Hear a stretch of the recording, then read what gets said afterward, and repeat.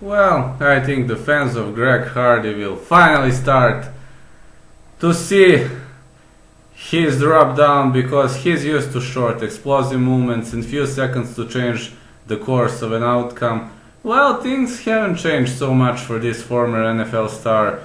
Since he moved to MMA, most of his fights have been sprints to the finish, dynamic bursts of fast twitch muscle that have met with little resistance from overmatched foes.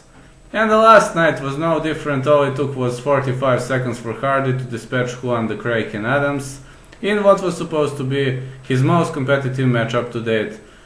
On most sports books, the two had gone off to equal odds. It was anything but a close fight, and Hardy, he shocked off the takedown attempt and then hit Adams 30-something straight times before referee Dan Miragliotta waved off the contest.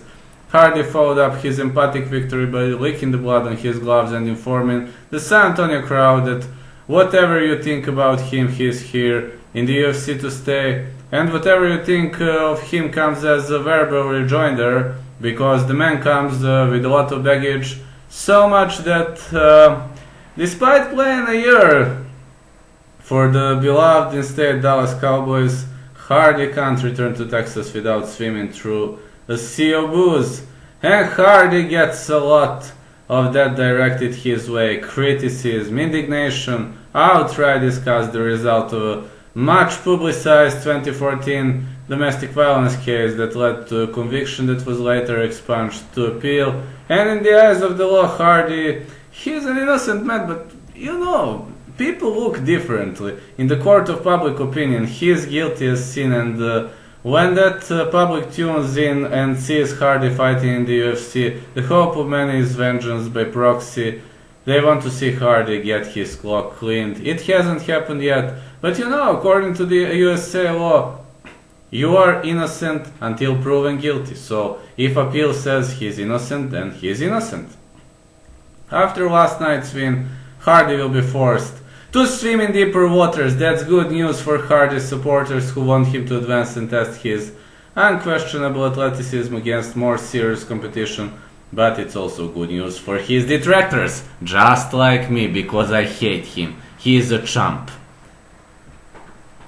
The shallowness of the heavyweight division means there is not a lot of room between Hardy and seriously skilled and experienced heavyweights like Walt Harris, Alistair Overeem, Tai Tuivasa, and my favorite fighter Blago Ivanov, who'd surely kick his ass if the two meet inside the octagon. Hardy is going to have to face down those dangerous foes, even if we don't know if he's quite ready for them. Experience-wise, he couldn't possibly be.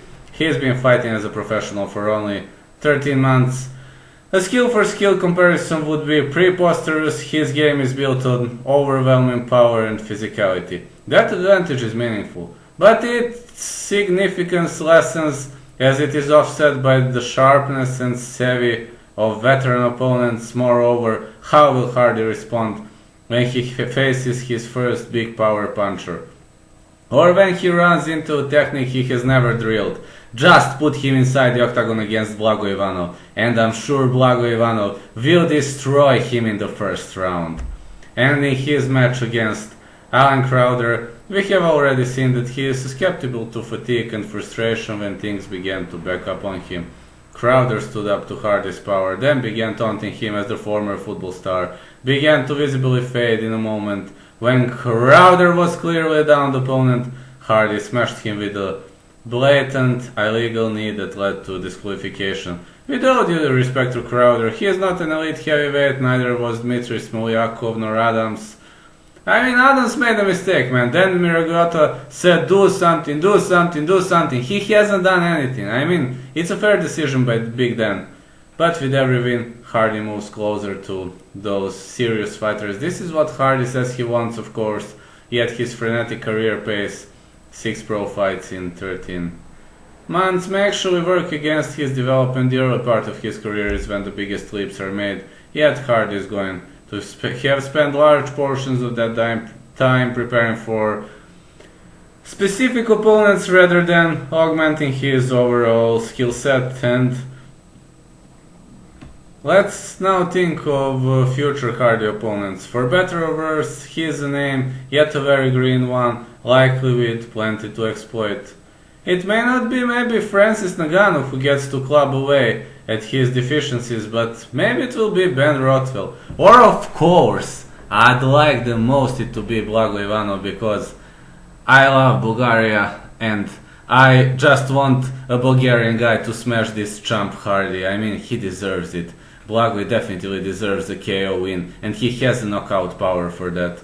Or maybe that will be some other hilariously tough MMA lifer who doesn't care about Hardy or his NFL reputation, just sees another big scalp to add to his collection. Well, I'm not a Hardy fan, and this thrills me. I'm so damn thrilled with this. Hardy is quickly moving toward a collision course with opponents he's not yet equipped to deal with. If karmic justice and retribution are your thing, the stars of the division will soon be barreling in his direction, equipped with all the tools to deliver. And I hope Blago Ivanov will kick his ass. I can't wait for this wonderful moment.